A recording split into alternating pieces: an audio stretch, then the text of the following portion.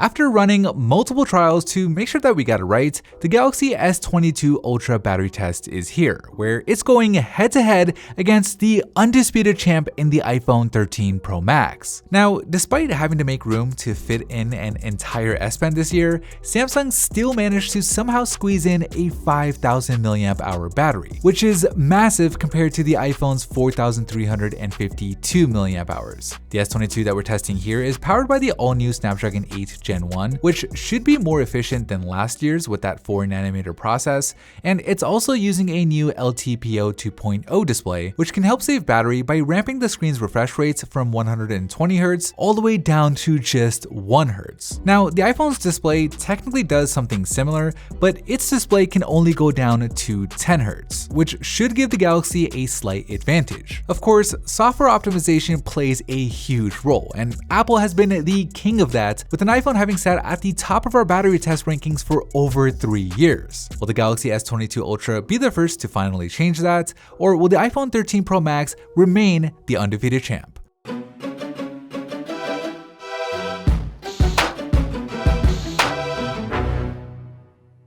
Alright, we'll kick things off in the phone test, with each device going on the same 1-hour phone call, where 60 minutes into it, the iPhone loses only a single percentage point, while the Galaxy, well, it drops by 6 points, which is not a good result at all, especially considering that last year's S21 Ultra did 1 point better. But then again, it's early on in the test, and the battery percentage indicators aren't really the most accurate in the beginning. Here in the messaging test, we're texting back and forth with our automated chatbots, where this time the Galaxy cleans up on its performance, matching the iPhone's results with both phones dropping by an equal 7%. Of course, the Galaxy needs to do more than just match the iPhone in order to make up some ground, which it may have the opportunity at doing here in the email test, where in between each scroll, we have the robots kind of sit and wait to simulate reading, where if that LTPO 2.0 display ramps down to 1Hz on the Galaxy, it could actually give it an advantage. 1 hour later though, the best the Galaxy could do here was just match the iPhone once again, with both phones dropping by 5 points. Now, this browser test is the one I've been looking forward to, since this is the first real test that taxes that 4nm chip under the hood, with us cycling through and loading up the same exact set of websites, where 1 hour of doing so drains the Galaxy by 9 points, which is actually a pretty big improvement over what we saw last year, where the Galaxy S21 Ultra drained by 12 points.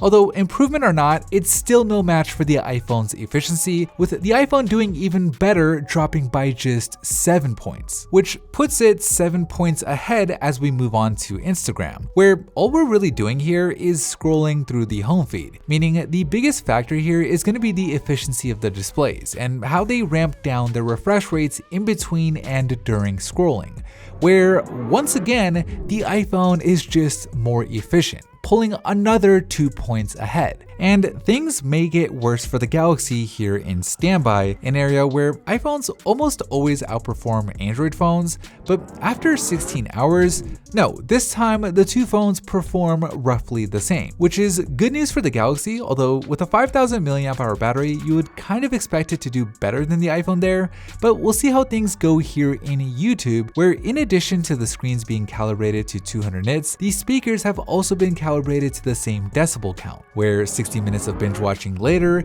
the iPhone does better once again, adding another 3 points to its lead. Okay, so here in the gaming test, the robots are playing Alto's Adventure on each phone, the speakers are going, and the chipsets are being put to work. And after an hour,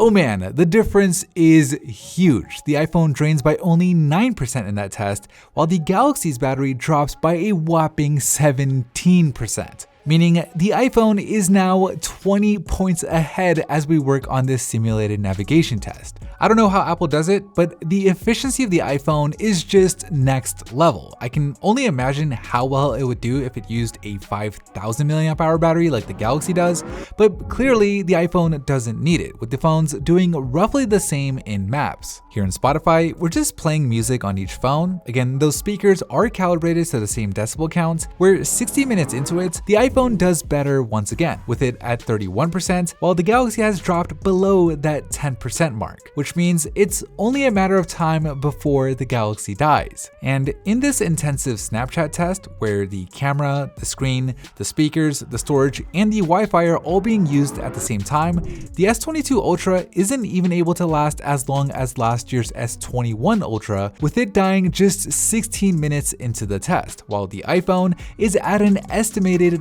27%. So a lopsided result here, just a huge gap in terms of battery life, big enough for the iPhone to not only finish the hour in Snapchat, but it went on to the app cycle test where it lasted for an additional 2 hours and 6 minutes before the iPhone finally called it quits, making the winner by far and still the PhoneBuff style battery test champ, the iPhone 13 Pro Max. Anyways, that is it for me in this video. Thank you for watching, and as always, I'll see you in the very next episode.